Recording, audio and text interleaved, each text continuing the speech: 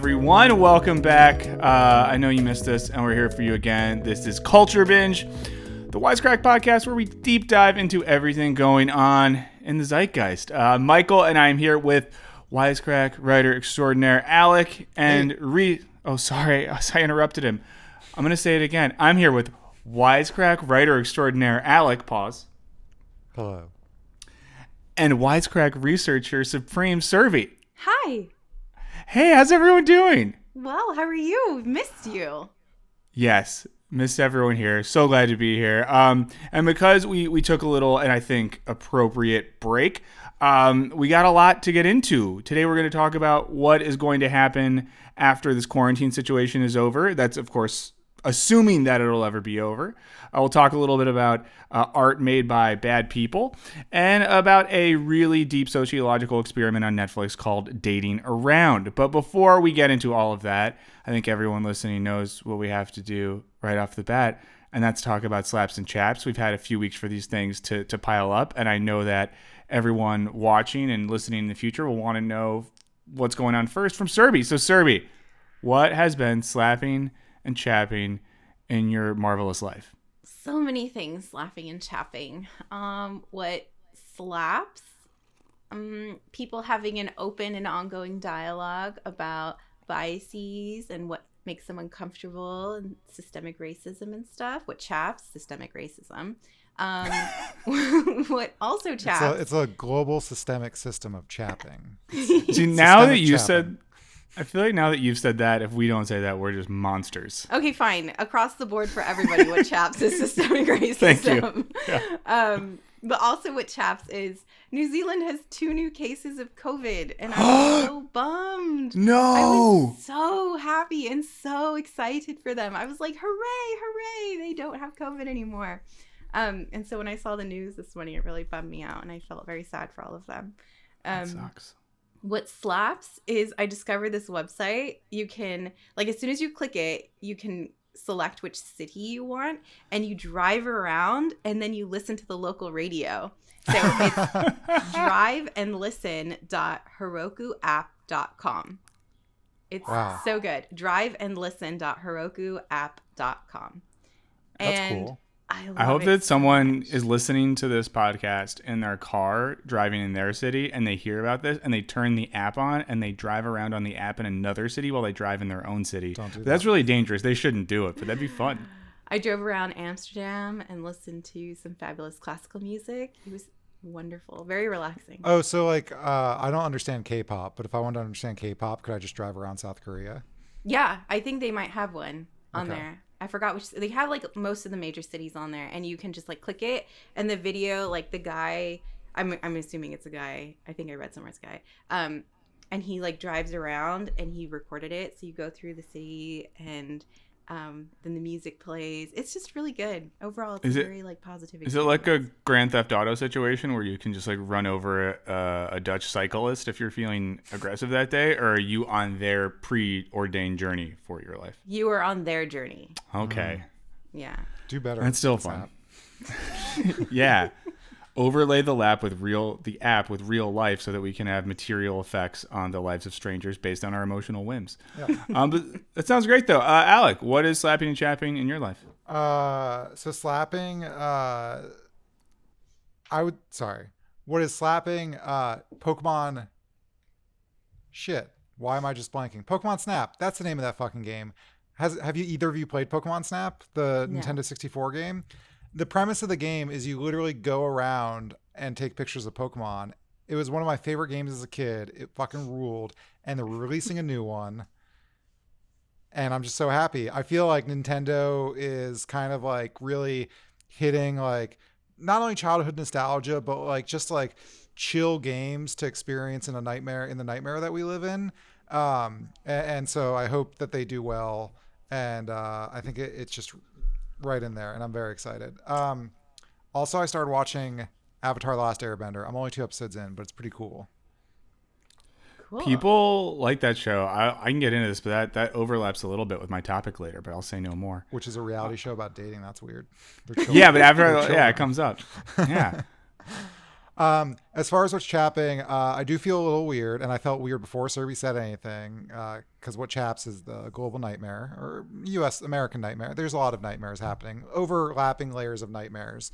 But I'm going to say something very petty amidst the nightmare, because this is a culture binge and not, like a 60 minutes. 60 minutes. Thank you for completing my sentence. People, maybe I've said this before, but I think people who, New York City has been doing takeout, obviously, most of this whole time, but I've just felt a little more comfortable with our cases, like walking into indoors to a place to do takeout with a mask on.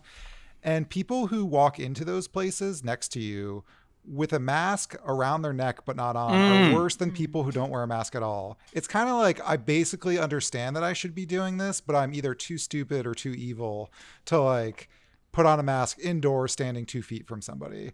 And then as I was eating my bagel outside, of course it was a bagel, she walks out of the store with the mask on. I was like, what are you even doing? So that's it. That's my chap.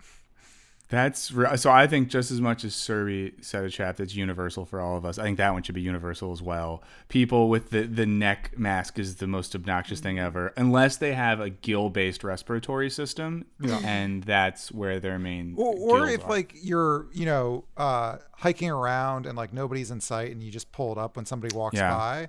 But I've seen people doing that outside, and I'm like, oh, they think maybe it's safe outside or something. But then I see them walk inside, and I'm just like, nope. What are you doing?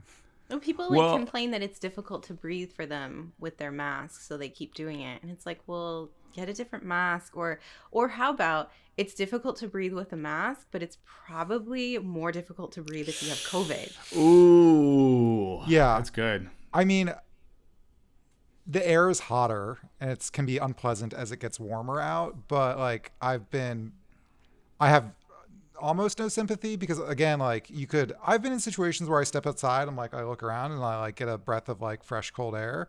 But I also have been doing all my exercise outside with the mask on, and it's harder, but you can fucking order a bagel wearing a mask. Wow. And I think if anyone is in a situation where they see someone like that, and there's someone who doesn't look like they could hurt you badly, you can look at them with a really positive attitude and say, hey, if you think it works great around your neck, wait till you see what this puppy can do around your face, and then walk away. I really wanted to say that to some people on the street the other day, and my partner was horrified by the idea. Okay, we got a lot to get into, so I'll get my slaps and chaps out. Well, yeah, can you just do that and tell us how it goes? I want you to do it for us. Yeah. I will. No, I definitely will do it. I will be honest, I have been snapping off at people in public about this. We were on a hike recently, and there's this whole crew that walked by us with no masks, so I started loudly singing a song about how they're better than us because they don't need their masks because they're special. And my partner started walking really fast down the mountainside. But I was like, they're going to be ashamed. They're not going to say anything. And they didn't. So, have fun with publicly shaming strangers is my main advice. This has been Culture Binge for... Oh, go ahead. Wait, do we know what's slapping and chapping for you? No, I'll say it real quick. Okay, here's what's slapping. I'm going to say this. It was really hard. I wanted to say nothing, and I don't want that to bum anyone out. I'm not saying that life is horrible. I'm just saying nothing's really slapped that hard for me recently. Things have been fine, but nothing stood out. I will say one thing. This is so minimal and stupid, but I recently purchased from the company a can cooler. Now, for anyone who's watching live, I can just show it to you. It looks like this. It was on my table. Oh, no. Sorry. You know what? Never mind. Scratch that. If you're watching live, you saw that. If you're listening to the podcast, let's start over because I don't want to do a fake ad. So I'll say something else. But if you watch this live, you saw once in a lifetime No, well, tell us thing. about your cool. I want to hear about the cooler now. Okay. So I got this product from a company. Well, I won't even say what company. It doesn't matter. We don't do free ads here. Pay us if you want it. But it's a product that you can put a can in, and then you kind of tighten it around it, and it keeps it cold. So the same way you have those really nice cups or in mugs that keep your coffee really hot or your drink really cold. So whether you're drinking like a LaCroix or a Spindrift or another sort of carbonated water product during the day or a beer It's in alcohol. the evening. It's for alcohol, yeah. It's for both. No, because I like it during the day. Although what happens is if you use it during the day, then your partner gives you a look that's like, are you drinking a beer at 2 p.m.? And then you have to open it up, show them that it's a LaCroix or something. But by then, it's lost all the temperature anyways. But it's a really functional product. It's nice for keeping drinks cold. And I think especially because it looks like any social lives that many of us have, or at least the responsible amongst us have this summer, are going to involve being outside with friends and stuff like that. So I'm excited to have a product I can use to keep a beverage cold as I sit outside with a mask on, taking little sips 6 to 8 feet away from my friends. This is the summer of beverages. I'm just going to call it. I'm hoping it's the summer of personality and not of summer bod. Because I've been leaning really hard into the COVID-15. Wow. I actually learned I got the COVID -10. I had a physical yesterday, and I've lost weight during this time. I don't know what that means. I think it means I haven't been to the gym in 3 months. You're atrophying. Your bones are losing density. I am. I heard one of them snap the other day, but it's fine. I built a crutch. Okay, so I'll do my chaps really quick. Obviously, agree with Serby's chaps. Everything going on in the world, systematic injustice, bad. Alec, people not wearing masks around their face but around their neck, bad. That also chaps. I'll just add this to the everything we have going. Dreams. I think dreams, chap. I don't like them. I think that it's a waste of time. When I sleep, I just want to sleep. I don't want to wake up and then have to unpack a dream for half an hour. Yesterday morning, I just woke up earlier than I normally do. I was like right in the middle of a dream, and it haunted me for the first half of my day. It wasn't even a scary dream. I just don't like it because then I feel like I'm putting in mental effort while sleeping and not just sleeping. If there is a pill that makes you not dream, I will buy it from you, whether it's FDA approved or not. Dreams, chap. That's what I got. You're supposed to do dream work. Like if you have like a recurring dream or if you have a dream that continues to haunt you when you're awake, you're supposed to do dream work where you like work out the dream and like solve the problem of whatever it was. Like for me, I always have like this dream where I'm like either getting like kidnapped or chased. Jesus. Or I have one where I'm like in school and I forgot to drop my classes and I'm getting F's and everything and there's a test or something. So you're supposed to like think like, okay, well, how would I get out of it? Like, how would I save myself? And then it's supposed to help you decrease the frequency with which you have that dream. Okay. Well, before I take the non-FDA approved dream killer pill, I will try to solve for X in my own dreams. But yeah, send us your dream stories. Okay, so let's get started. We have a lot of stuff to talk about. I'm excited to talk about these topics. Not that I'm not normally excited about everyone's topics, but this time I'm like, wow, what a lineup. So I think Alec is going to get us started off. Alec, you're going to tell us about what life will or might be like after quarantine. So sort of. Get into it. Sort of. Well, okay. So it's going to end there, but I'm going to do something I think a little different, which is I kind of have this idea that I've been thinking about. I haven't like read a ton about it. And so basically I'm going to propose it to you all and you're going to tell me that I'm dumb or no, we won't. Somewhere in between, whatever. You can argue. You could always argue with me, but you can especially argue with me and call me dumb. But so I was thinking about how commuting has structured the world, and obviously nobody's commuting now. And so it's going to get to how the lack of commuting or the return of commuting might sort of change the world after this. But my basic thesis that I want to sort of argue about is that commuting has destroyed America and maybe possibly parts of democracy. Yeah. So far, what are your thoughts? Commuting has destroyed America or lack of commuting? I mean, that's very vague, but like I think commuting is bad for people and America and also literally democracy. Okay, and by commuting, do you mean getting in a car and going on the highway, or do you mean taking a bus 2 miles to the other side of town? I think all of it. Specifically, I think it's the time factor, right? So at least I think the average American commute is like 26 minutes, which to me does not seem that bad. But it's been increasing, and I just know a lot of people who commute an hour and a half. Some insane people commute 2 hours, sometimes because they have to. And so my argument is that the process of commuting, whether by car or train, has kind of turned us into zombies, especially on those higher ends of things, where I know lots of people, they wake up at 6 a.m., they get ready, they drive an hour to work or get on the subway, whatever. They work, They get home, it's 7:30, sometimes 8. They make dinner, and now all of a sudden it's 9:30, and then they like watch an episode of 90 Day Fiance and go to bed. And so I think there's like a lot of, and so there's been studies that like commuting is associated with higher rates of stress, obesity. One study even suggests that people just die earlier from commuting. And so that's the individual level. But I think like on the societal level, it's kind of destroyed community in America. The reason that this kind of ties into COVID is obviously lots of people are working from home. New York is opening up a little bit, but I do feel like in New York, a lot of people work in the creative industry or, just a lot of jobs that don't really require going there. And I've seen like a legitimate, even in lockdown and as things open up, a legitimate like boom in community. A local musician has started doing like outdoor concerts at like 7:00 and people just sort of meander. And, like it's a crowd of 15 or 20 people. People are more kind of like ambling around the streets. That's also because restaurants are closed that they can't go inside, but like the sidewalks feel, more people, but not in an annoying way. People have basically commandeered a grassy median on a quiet street as like a picnic space because the park is too crowded. And like I've been talking to strangers. And so I think, I work from home anyway. And when I go out, not in COVID, like my neighborhood's pretty much a ghost town. Most people commute into the city. There's a couple people in my building who also work from home and I see them.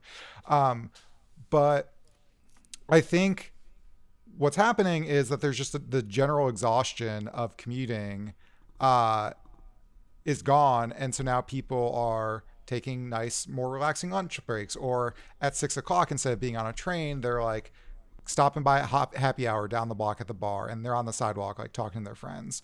But I think the democracy thing is, and this is maybe a little bit more tenuous, but I think you could probably like the ongoing protest about George Floyd, I think have seen far bigger turnout than like anybody ever imagined. And like what happened is not new, as many people know. Like there weren't as big as protests for, I correct me if I'm wrong, like Trayvon Martin or, any of the countless people who the police have or police or other people have killed. And I think part of it's massive unemployment. Like people don't have jobs to go to. They're like, fuck it, I'll show up to a protest at 2:00. And the other part is that, and I've been in this situation, there's a protest going on about whether it's, whether you're protesting lockdown or the police, or that you really want Avatar, The Last Airbender to have a few more seasons. Like if you're at a job and you have to like get home as soon as possible and make dinner, it seems just bad for that sense of community building. And like I've been in that situation, and now it's like, oh, I work from home, and it's like if it's something's at 6:30, like I can just hop and go do that. There's not that sense of exhaustion. And so I think like ultimately, if people are working from home after COVID, again, not even any issue specifically, like people, like communities might be revitalized. People might have more energy to like engage in this thing called democracy, which I think everyone, regardless of political affiliation, can agree is a good thing. I agree. I work remotely full time, and I've been working remotely for years, and it's for the same reasons that you expressed. Like there's like less depressive symptoms, like commuting. I don't have to spend like an hour in the car each way. My health has improved. My stress levels have improved. I think it's better for the environment. I feel like I'm more engaged socially when I work remotely than when I work in an office, mostly because when I'm forced to interact with people all day, I have no energy to do so after hours. Like I don't want to join like an extracurricular activity or anything like that. I do think people are more engaged now because they probably have more time and they're less stressed about like making dinner, taking care of their kids, spending time with their loved ones because they're around them all the time. So there's like more quality time throughout the day. You're not forced to time box it between like 6 and 9. Yeah, I think. Go ahead, Alec. No, you go ahead. I have a second part to this, but I want to. Okay, well, I was going to say, in general, I mostly agree with you all. I think part of it, though, when you were talking about how commuting sucks the life out of us, well, then I was just thinking, well, why do we commute? Because maybe we have to work too much. So, is commuting the culprit, or is work the culprit, or how do these two things interact to suck the marrow out of our lives in a negative way? that's accidentally the perfect segue into the second part, which is that like our cities have been designed specifically for commuting. Some of this is brought up. Her name is Caroline Criado Perez, wrote this book called Invisible Women, which is kind of about data and algorithms and lots of stuff. But she talks specifically about the way we designed our cities. In New York, this is especially true. I know like LA is this weird, LA is very strange the way it's laid out. But cities are designed, there's a city center where all the office jobs are. And people go from the periphery like inwards. And so in New York City, all of the trains go through Manhattan, and getting, you know, from Brooklyn to Queens is very difficult because the infrastructure is not built to get people there. And so what this means, and Caroline Criado Perez talks about this, is that, you know, like if you're, say, like a housewife and your day isn't commuting to the office, it's like visiting your family members, but also doing grocery shopping and also like dropping the kids off at daycare or like those sorts of things. Like the infrastructure is literally not built for that. And so I think this is not what she argues in her book, but sort of like extrapolating for that, I think we can think about the way that our neighborhoods are built for like everyone to be gone during the day, to go to the city center and come back. And so, you know, I think if people are spending more time in their neighborhoods, not only will the community be stronger, but people might start asking for more like recreational space, more parks, more playgrounds, you know, things like that. And part of this is just because of COVID, but there's been a push to close down streets so kids can play on them and like socially distance safely. There's been, people are basically advocating for like parking space to be taken up so that there can be like more outdoor sidewalk cafes, and then, you know, people can sort of walk around them on the street. And so like, I think it's really easy to like neglect your neighborhood when you only really appreciate it 2 hours a week. And also just the centralization, you know, that's true of business, but like if everyone is working from home, I think that decentralization kind of starts to go away. Maybe not immediately, but in the long term, like even think about restaurants, like so many restaurants exist in Midtown Manhattan, for instance, just one example. And they basically close early because their job is to serve like the tens of thousands of office workers that come through there, and then like nobody lives there. Whereas if everyone's home all the time, like your neighborhood restaurants are going to do much better because people are ordering lunch from there when they would normally be in a different neighborhood. Possibly more restaurants will open, maybe more grocery stores and service industries and that kind of stuff like that. So you could have like a legitimate like sort of decentralization of cities. And again, that might not happen. Everyone might just start commuting to work again, you know, in 3 months, or there's a vaccine and everyone's boss is like, fuck it, you have to drive 2 hours again. So that's what I think I've seen a little micro version of what you're describing kind of around where I live. And if anyone wants to know, just DM me, I'll give you my address. But like, I'll never so get where tired of that joke. I know, I love it so much. But where I live, a lot of people in my neighborhood of LA work in various like creative industries, or actors or writers or producers or musicians, or all the like hippie shit. And what that means is like a lot of people don't have offices they regularly go to when they're not working. So a lot of people are always just like hanging around the neighborhood, working at different like coffee shops or the library and stuff like that. And I think it does create more of a vibe of like people are out and about in the neighborhood. And I know something, you know, Survey, you were talking about how you've, and Alec as well, like if it kind of enjoyed or like do a good job of working remotely and hanging at home and being social after. I know for me, the thing that I hate the most is that lack of like a third place or third space. Being home all day like crushes my soul and makes me feel like I'm dying spiritually. And I think something about having spaces to exist and be around people that like aren't in a forced work context is really helpful. And I think in particular, having that be more of like a part of your regular day is really nice. I love like running into people. Seeing people at the coffee shop you see regularly. Like recently my local place reopening and just getting to like see the baristas through a plexiglass screen has been really nice. So I do think like, there's versions of this. Go ahead. Sorry. I was going to say, before the pandemic, I discovered this cool new co-working space called the library.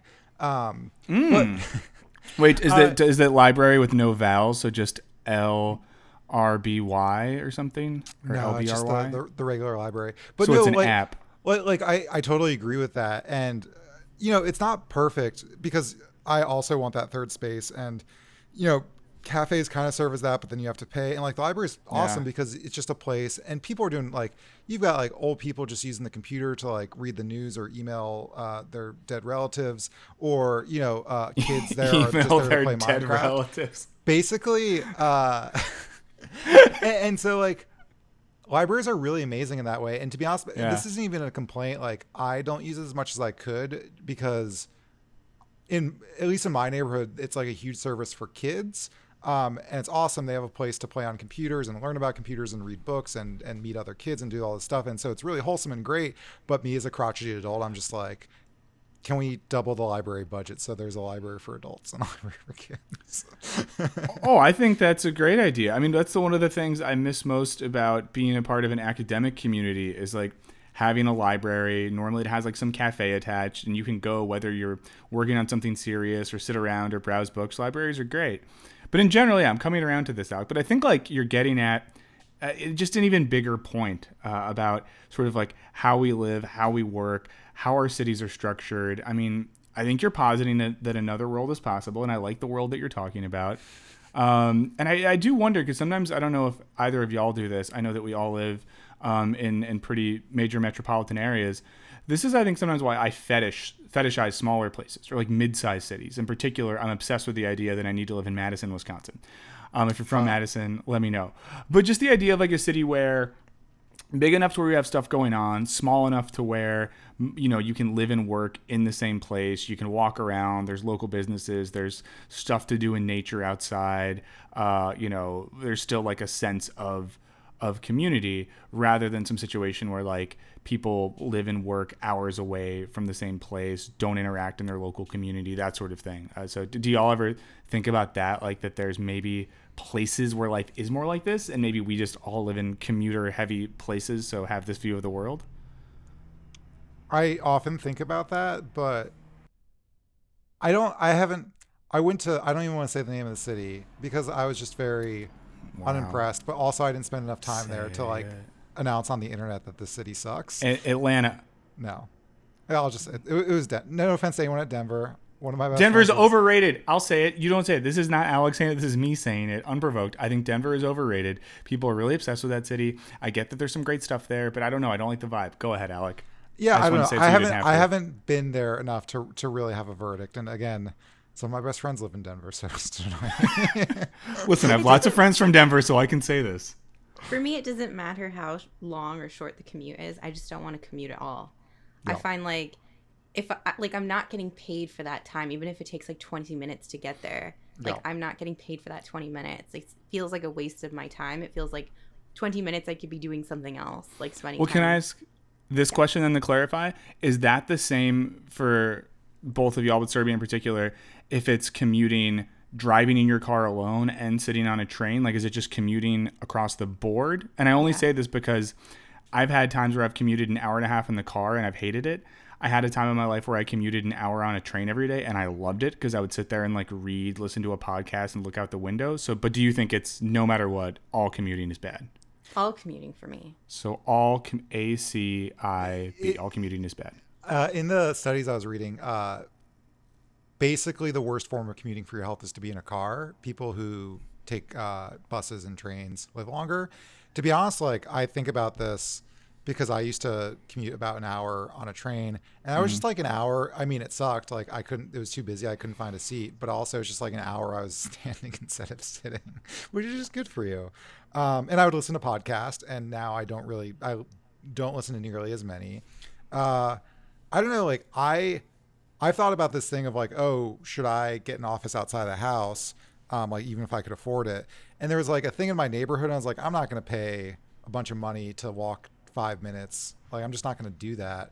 But like if it was 20 minutes away and it's like a 20-minute walk, like I like walking, like I'll walk 20 minutes every day to get somewhere. So I think I'm a little bit different than Serbia on that. Yeah. Okay. I'll just say, yeah, I did have one period where when I did commute by train, it was like more of like a regional commuter train, not like a subway. Mm-hmm. I enjoyed it. I enjoyed the sort of like getting to the train station. This was going from DC to Baltimore, in case anyone wants to imagine this vividly. But you get to the station and maybe you're 30 minutes till your train, so you go to the old timey train station bar and grab a quick drink. You get on the train. Maybe you see some people that are always on that same train. I don't know. I kind of dig that, but it is because I fetishize the Mad Men commute lifestyle. Mm-hmm. So I did a Virginia to DC commute, and I hated it, especially when I got on the slow train. And it would take me like an hour and a half to get home, which would have only been like a 20-minute car ride. But even then, I just found it to be a waste of time. Like, I always thought, like, what could I be doing with that time? You could have been on the Baltimore to DC train, which is the fun one. That's the party train. Yeah. The Virginia one is like the lame, like, oh, I work in political consulting train. Okay, so I'm loving this conversation. We do need to move on. Does anyone have any last thoughts on this before we move on to what I also think is going to be a real barn burner of a topic? Get a remote job. You'll love it. Ooh, I say do not. But we're different people on this one. But let's get into it though. We can talk about that more later. And please, we'll get to this. Please let us know what you think about this. Next topic. Serby's going to get this going for us. A lot to talk about here. Serby, you're going to break down the relationship between art and the artist, in particular, I think, what we make of shitty people making good art.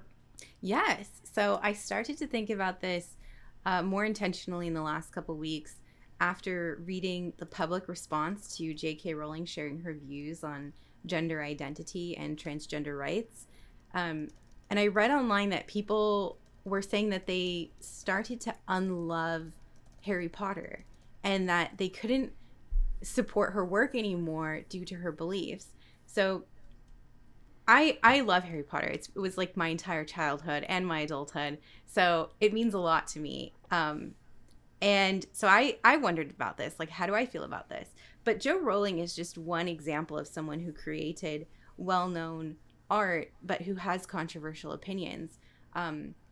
Mel Gibson, Richard Wagner, Tom Cruise. Noticing the theme. All people who are known for their art and their radical beliefs. So I've been talking to friends, I've been doing research, and many people struggle with separating art from the artist. And there are two main challenges. So the first is that people think that as soon as you become aware of an artist's behavior or beliefs, the work that they create absorbs those external influences, and people find that they're unable to view the work in the same way.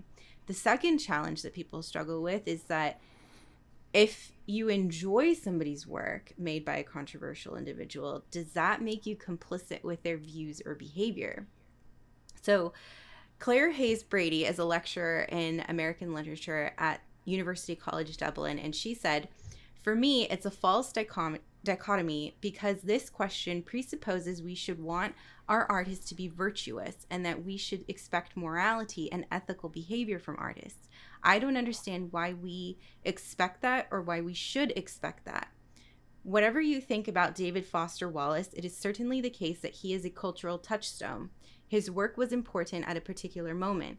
As such, that justifies spending time studying it in critical and challenging ways with a critical eye." So David Foster Wallace is known for his novel Infinite Jest, which Time magazine cited as one of the 100 best English language novels from 1920s to 2005. He's also known for abusing and stalking the poet Mary Carr. So my question to you is, could we or should we separate art from the artist? And then I have a follow-up question after that. I don't want to be annoying and avoid like giving a black and white answer to this, but I really do think there's a spectrum here in how we respond to like the art and artist relationship.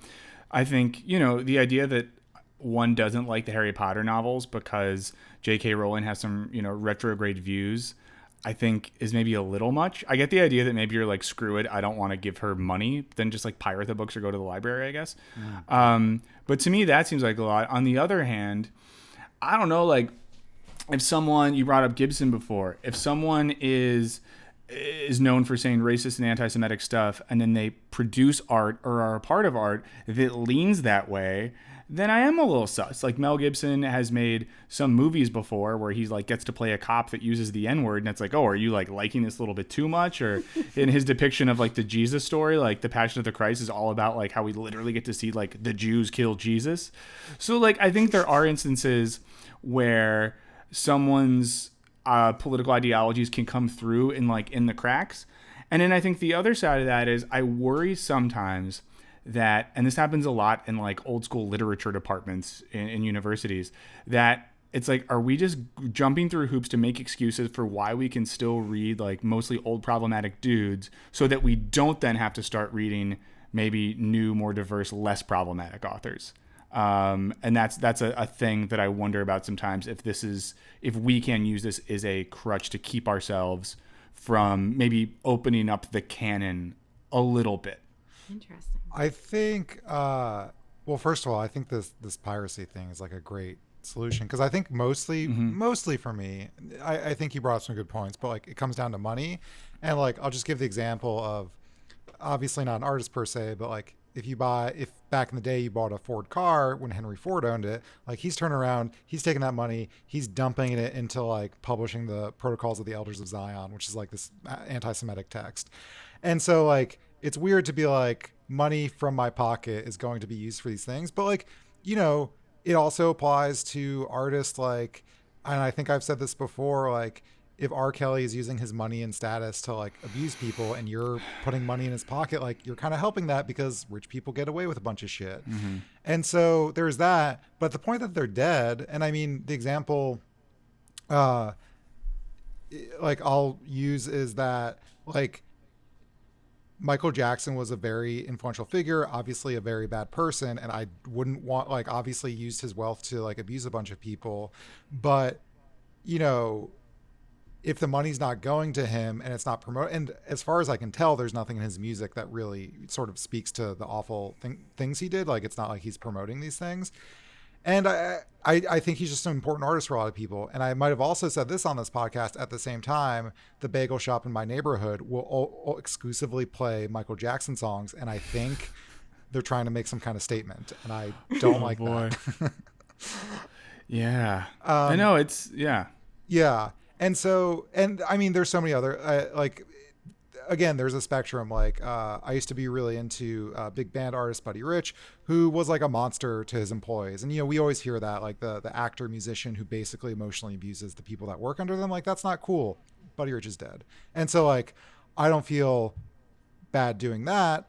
But then to your other point, like, you know, I don't think it's mutually exclusive, right? Like, I mean, the thing that comes up in philosophy is that, you know, Plato and Aristotle, or just Aristotle, they both love slavery, and like in their books it's in there, right? But like it's still very important to understand that in the context of Western philosophy, and you know, to like read the criticism. So like if we're going to read David Foster Wallace and, you know, understand the shitty things he's doing, like there's obviously other artists to sort of read from the opposite perspective that don't maybe look like him.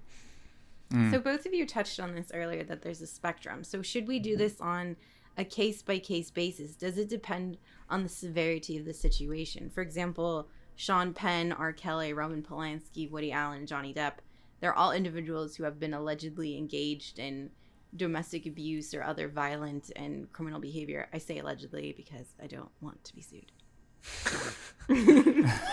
It's really hard with actors too. I mean, like, because like an actor is not the defining, like, it's, you know, like we always think of a movie as like the director's, you know, brainchild or something like that. And so, if Kevin Spacey has like a secondary role, and that's where, I don't know, maybe, yeah, I guess if I'm watching on Netflix is like Kevin Spacey getting cut checks. And I think there's a point where,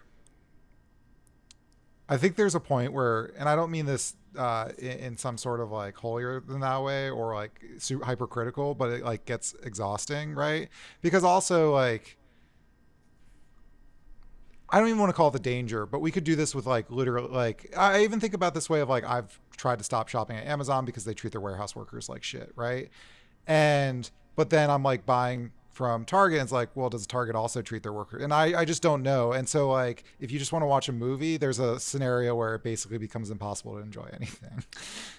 Yeah, well, I do think it's a hard balance because, I mean, for example, you brought up Woody Allen, Serby, who you said there was allegedly issues with. I don't think they're alleged, but, recently my partner and I went and rewatched the movie Manhattan by Woody Allen, which neither of us had watched in years. So creepy. And yes, and here's the thing. I had forgotten some major parts of that movie. One of the major plot points is Woody Allen playing a character like himself in his 40s who dates a literal child and like doesn't want her to like go away after high school so he can keep, hanging out and having sex with a kid. So I think that that was a movie that like got made and was very popular. And go back and read reviews of Manhattan published in like the early 80s. People loved it.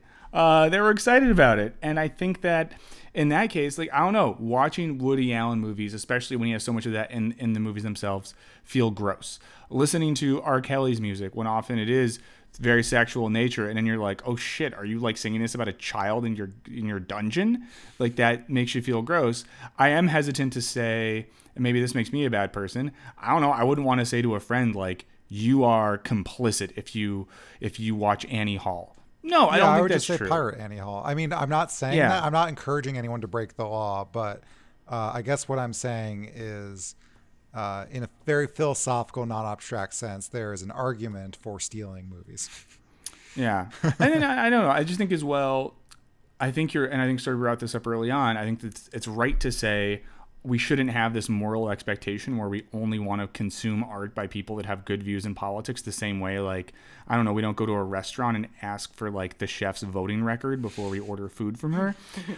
But there are examples of people that make good art and have an interesting social or political perspective. And I do think then sometimes we can do the sort of defensive work of being aware of how shitty people that make art are and maybe avoiding that. But we can also be more proactive sometimes and maybe seeking out work created by people that have an interesting perspective or a perspective that challenges us because it is grounded in some sort of social or political or cultural critique or idea. And I think that could be a good thing for us to do. So if we feel shitty, the people we like are bad, I don't know, maybe find some art by people that are good. It exists, and often it makes the art more interesting. So I think I do a pretty good job of separating the art from the artist, except when it comes to like specific cases or like it like on the scale. Like if somebody's like violent or abusive or doing like engaging in acts that I find completely abhorrent, then I can't separate the art from the artist. But if it's like extreme beliefs, then it's easier for me to think, well, that's those are their opinions. I don't know what it's like to be those people or what experiences have shaped them to form these views. So by extreme beliefs, do you mean like, let's say, for just like throwing this out there, like a cultish religion or something like that gives you less pause than someone who's known to be abusive? Yes. Okay. To an Sorry extent. to put you on the spot there, but yeah. But like for like specific things, like if that cult engages in like abusive behavior, then that is harder for me.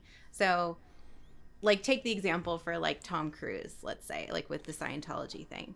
Like I know a lot about Scientology from like that Going Clear documentary. So if there's a Scientologist out there, please don't be mad at me. I can see a Scientology center from my window. I'm not kidding right now. And there's a big tower. Where we live even more. So there's like 4 main ones. I could be in Clearwater, Florida, for all you know. But yeah, so hopefully they're getting my signal right now. But go ahead, get us in trouble. Okay, let's just not talk about Scientology. Let's talk No, do it. No, because they like follow you. I'm not interested. So let's talk about like I don't want to talk about anybody now because I'm afraid of like somebody like finding me. Anyway, it's easier for me to like... I can do it because I'm fine. I'm you know what? Come at me, Scientology. This isn't Serby saying this, but like we could say that Scientology has some issues with abuse, with people going missing, with treating people very terribly. So can it? I mean, I don't know. Like I'm rewatching Cheers these days. Kirstie Alley, noted Scientologist. Also, Cheers goes off Netflix in 2 weeks. Watch it while you can. But it is weird sometimes if you're watching someone in a show and then you look up some of the things they've said about Scientology and you know they're very supportive of an institution that has some very problematic stuff. But how about this, Irby? This is something that worries me. Are we harder on things like Scientology than we are about, let's say, like an actor who's like an evangelical Christian and is a part of a church that has J.K. Rowling-esque views on gender and sexuality? Like, you know, like which is the Chris who's Guardians of the Galaxy Chris? Chris Pratt. Chris Pratt. Like Chris Pratt is like a noted, kind of right-leaning evangelical Christian. Can I like, is that as problematic as like a Scientologist? Yeah, I didn't think about that. I mean, I guess in a way, because words have power. And if you're wielding those words to like incite hatred and violence that other people can then use to like be abusive to other people based on their beliefs, then yeah, I guess so. I think one thing, and I don't even, again, like this isn't even a criticism, I think it's just how our brains work, is that like there is no like rational hyperlogical thing, because they're like just about crimes, right? Like our brains, if you want to be hyper rational, you be consequentialist, right? Like let's say one CEO like has like terrible workplace safety and like 20 people die, that seems less evil than like an actor who just like straight up one-on-one murders someone, And so the consequentialist is like, well, more people died. And I think like it gets really tricky, like again, as we're going through like cults versus this versus that, or like, emotional abuse versus like sexual abuse versus like just regular physical assault, like punching someone, like all those things are bad. And it's very hard to do like a very specific calculus, but like our brains, culturally and psychologically are just wired to get like more upset about some of those things than others. And so I don't know, it's just like, I don't know the answer is basically what I'm saying. Yeah, I feel like this isn't an answerable question, but I feel like that's why it's such a great topic. And I'm glad Sorby brought this up, because I think this is something where, I don't know, I imagine in all of our own lifetimes, we're going to go back and forth and change our minds about this as the culture shifts. It's really kind of if I can be crass, kind of a mind fuck to go down this rabbit hole. Yeah. And if you're listening and you have figured it out, or you also struggle with this, please let us know. Yes, Very give curious us to hear the answer. Send us the list of approved text and media, and we will stick to that from here on out. Okay, so any last thoughts on this before we keep this train rolling? I've always not liked Harry Potter's. I just want to say that. Oh, no. I think she's like a good storyteller. Like she tells like an interesting, like she's a good world builder, but like basically everything you ever learn about writing, she breaks all those rules, but not in a cool way.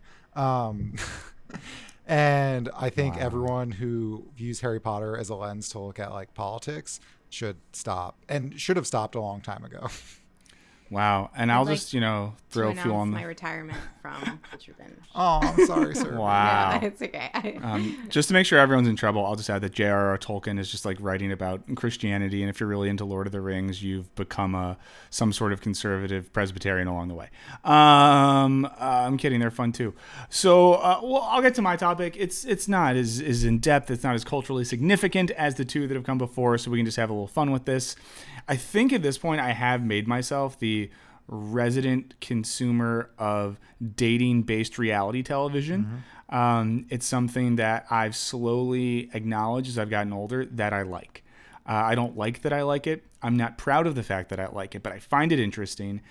This could be because dating has changed so much in our culture over the past decade. It could be that because of that change, we don't get to witness and be around a lot of in-person dating. It could be that I've been in a relationship for a really long time, so I'm interested in living vicariously through people that are still out there on the market and on the scene. I'm not sure.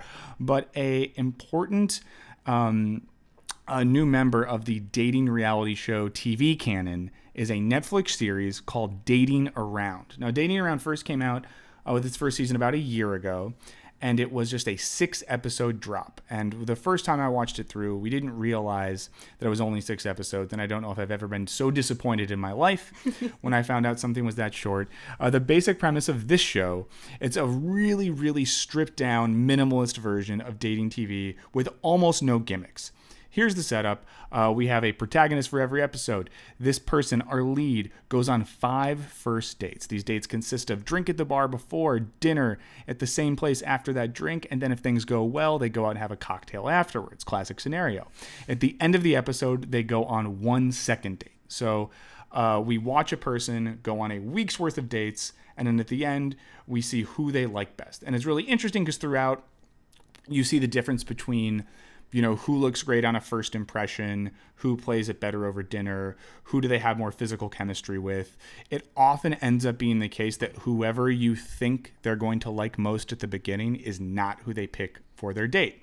Now, the first season was based in New York, so we got to, live in Alex's world for a little bit and see what the modern nightlife scene and dating scene is in New York. The most recent season, which came out, I think, on Friday, Netflix put the episodes up, and by Friday, I mean that would have been Friday, June something. I'll call it the 12th. Readers, write in and let me know. Viewers or listeners, let me know if that's wrong. It probably is.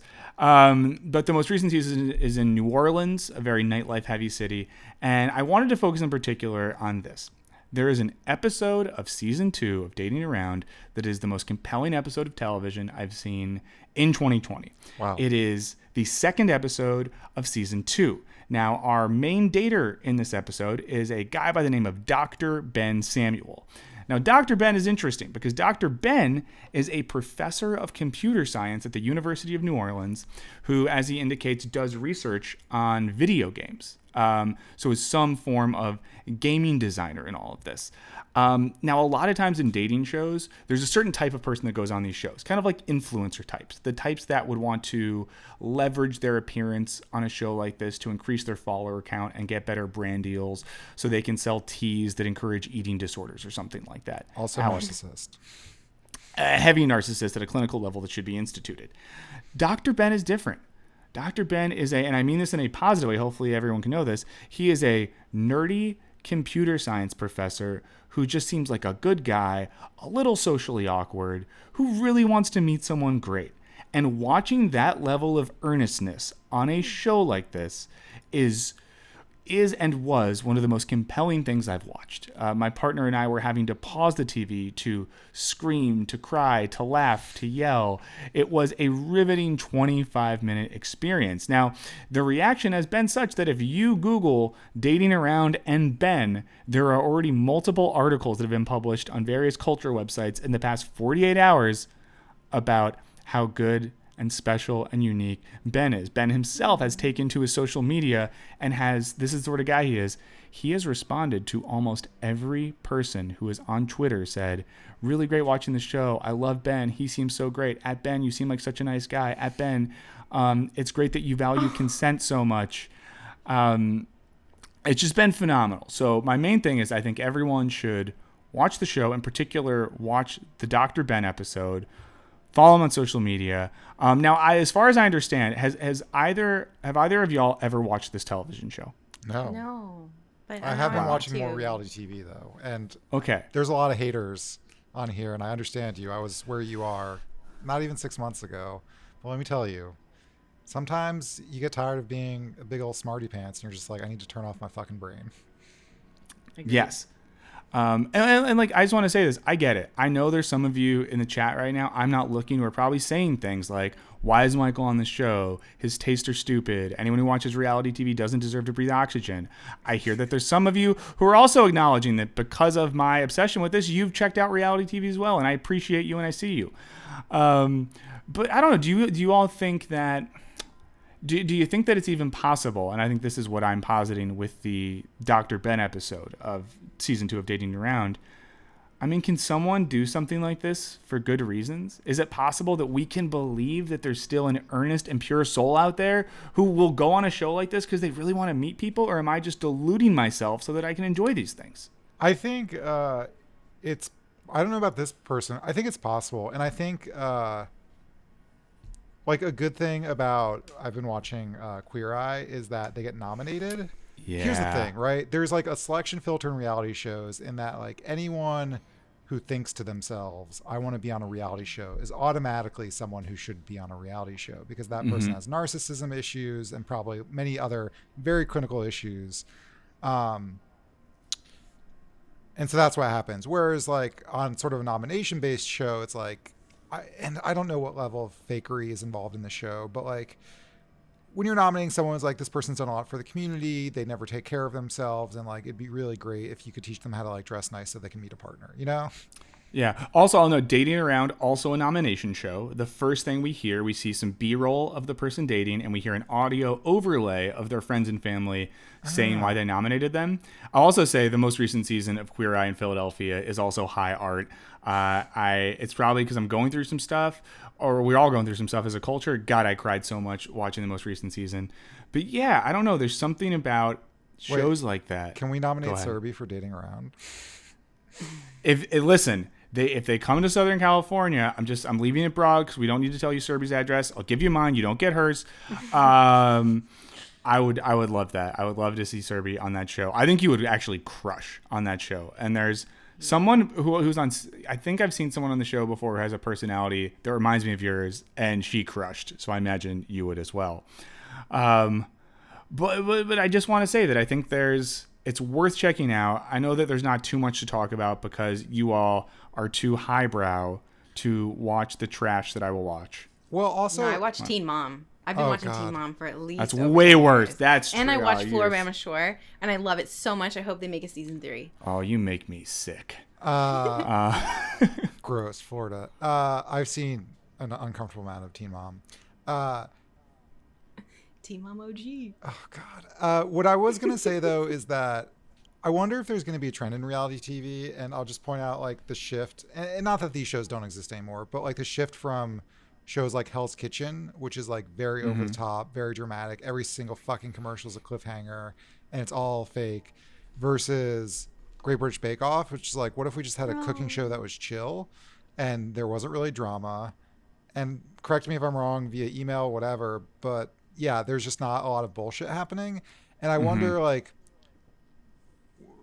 you know, Queer Eye is not, like, fully in that direction. Of course, it's not really sensationalized. Like, there's always a sob story, which is, you know, baked into the drama. But, you know, whether it's via nomination or other things, like, I think what's interesting about trashy reality TV, and we're actually maybe writing an episode about this, is that it gives you a great eye into, like, all of the worst ideas people have and like what those look like when clashing up against each other. So like I've been watching 90 Day Fiance, or before the 90 days, 90 Day Fiance, whatever you want to call it. And it's just like a masterclass in terrible things people think about love and relationships. And I'm very interested in it sociologically. Obviously these people are fake and have lots of issues, but I do feel like it reflects something about our society. And so I think it would be interesting to see just like, what's the Great British Bake Off version of a dating show? Is it Dating Around? It's close. And I mean, I'll say this to piggyback off what you're saying there, Alec. I think we are starting to see and will continue to see a sort of revolution in earnest reality TV. And I think it's important to remember, like, a lot of modern American reality television got its ball rolling with the first season of The Real World in New York, which, if you can go back and find that, was good. It was a sociological experiment that involved putting different interesting young people in a place together. And in Real World New York, they're getting into issues of like race and class and their politics and navigating diverse people knowing each other. Fast forward 10 years, Real World was like a bunch of people getting smashed and banging all the time. So I think that we're seeing the sort of cycle come back around, that as maybe our political and social world becomes more cynical, that reality TV can become a space to explore a certain level of earnestness. Also, it's cheaper to produce when you just have like earnest folks that want to go on and go on a date and not get paid a lot of money. But that would be my guess, and I think that we're seeing a return to earnestness in a lot of areas of culture. Final thoughts on this one, because I do want to make sure we get to listener mail and hearing from the people that really matter, which are the listeners and viewers. But final thoughts on this one?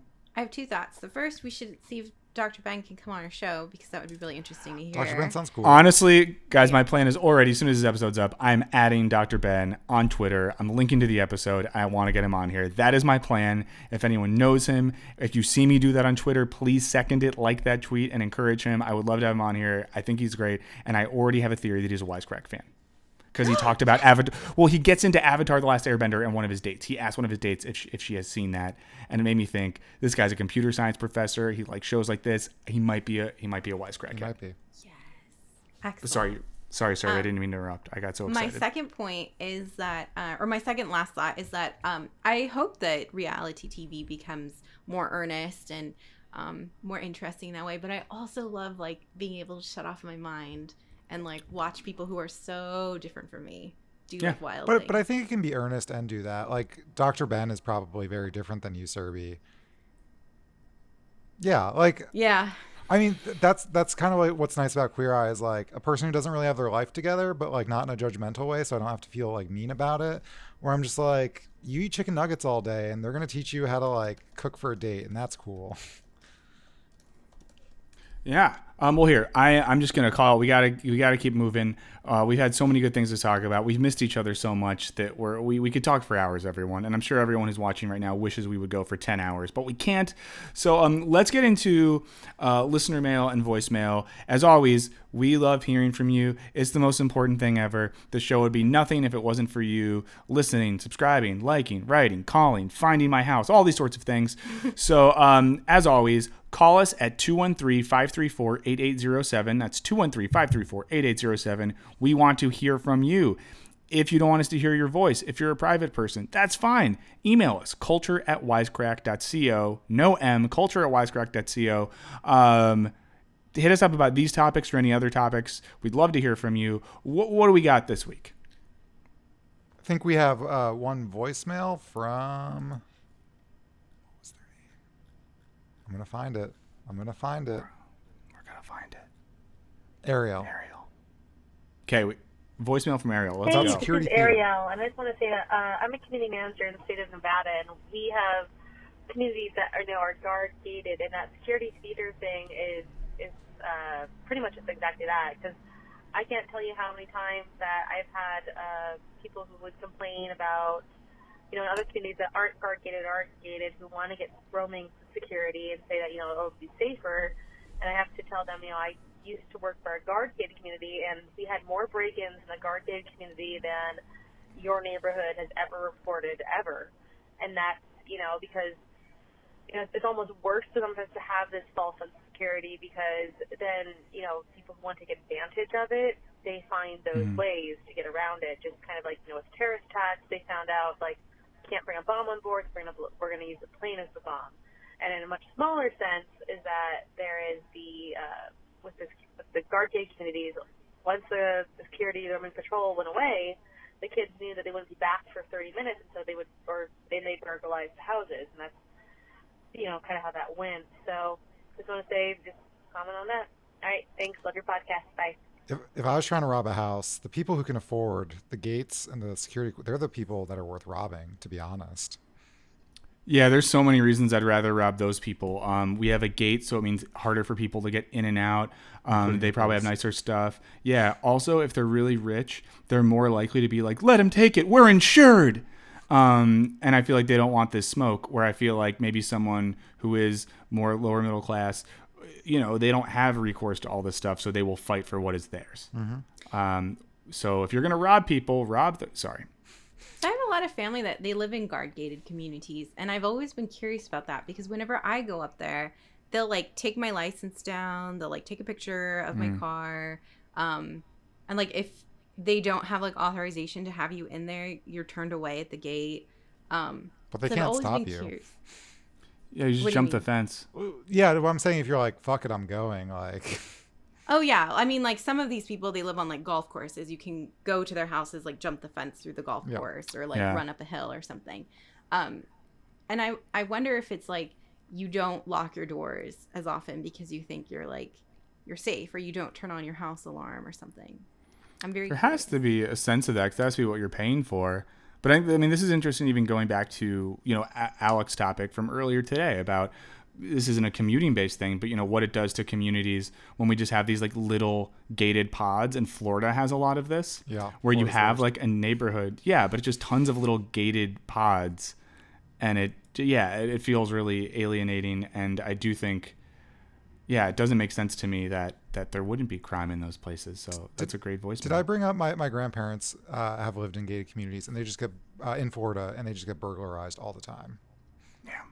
Oh, wow. So if you've burglarized someone who lives in a gated community, we won't snitch, use a fake name, call us, email us, tell us the details. And if you see a picture of me, like as a child or someone who looks like me, just take a couple things and then leave, and then be like, I got you, bro, and take the picture of Alex's child. Take a picture of that, scan it, send it to us. We'll put it on the show, break it down, and have our friends from Queer Eye who are going to break down his child fashion. No, that's great. Do we have any other voicemails or emails today? No, we got some emails, and if you want to email us, it's culturebinge@wisecrack.co. I'll get through these, I think, pretty quick. Here's a quick email from Greg, who's we're talking about Karens. Listen to the Karen podcast, then proceeded to watch the ITV version of Agatha Christie's The Blue Geranium. One of the victims is a prototypical Karen named Mary Pritchard, who verbally abuses the help, shames a pastor in front of the whole congregation, and demands a police inspector investigating a murder to chase down petty thefts. I'm not immediately aware of other examples, but I feel like they are there, the great Karens of literature. I want to know about the great Karens of literature. Yeah, that should be a class someone teaches. This is an email from Zoe about security theater. Zoe says, just wanted to write in something about the body scanning machines and how they affect transgender people like me. In your episode, you talk about them being completely ineffective at detecting metal objects and thus useless. One thing it does do, though, is give an outline of your naked body. There are countless horror stories from trans people about these machines. What frequently happens, mostly to trans women, is we pass through the process, are forced to go through the machines, then get escorted away for a pat down because of the suspicious package we have in our pants.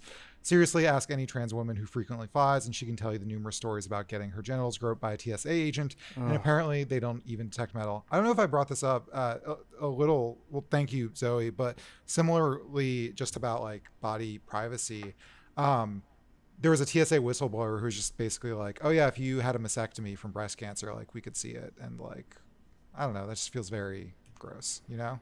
Oh, wow. Yeah. Yeah, that's horrible.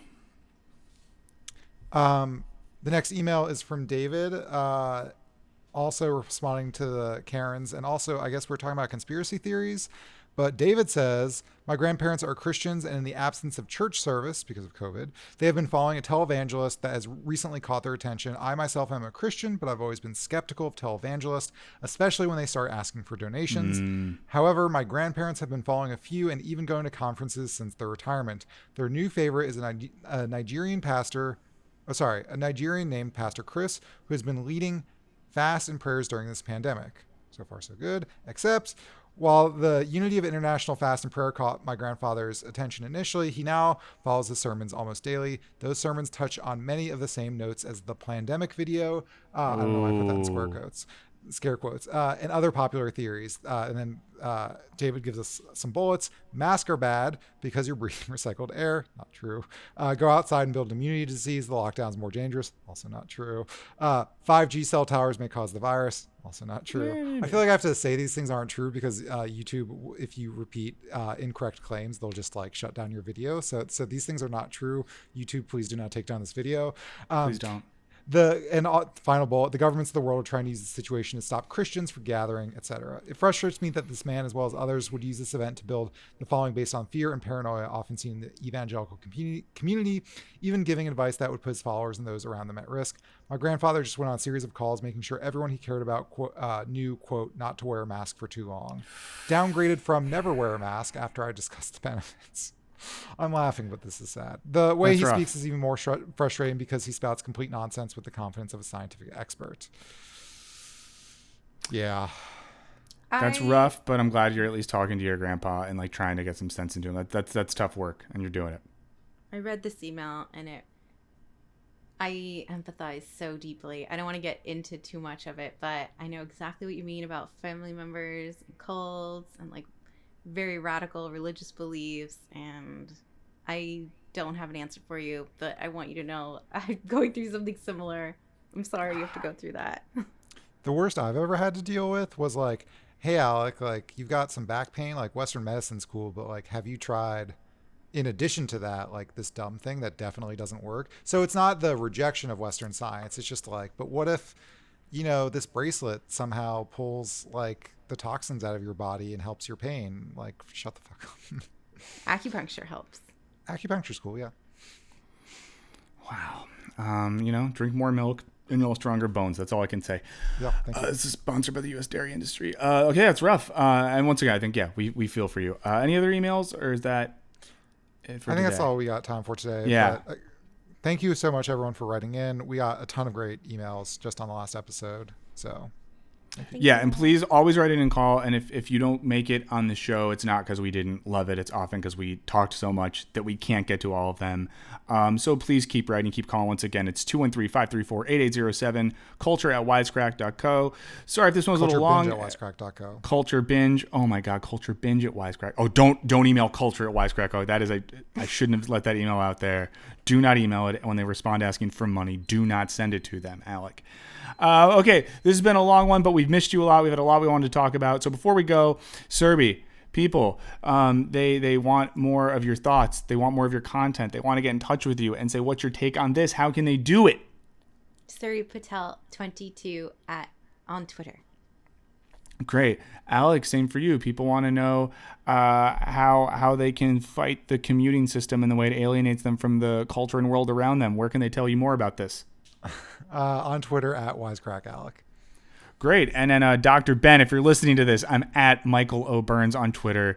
Please hit me up. I used to be a university professor as well. We could talk about these things. We could bond. You could come on the show.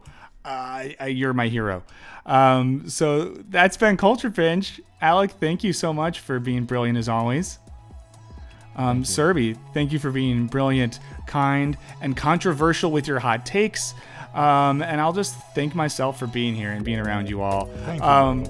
Yeah, thanks. We will be back in 2 weeks. We're excited to talk to you more then. In the meantime, get in touch. This has been Culture Binge, and we will see you all later. Bye.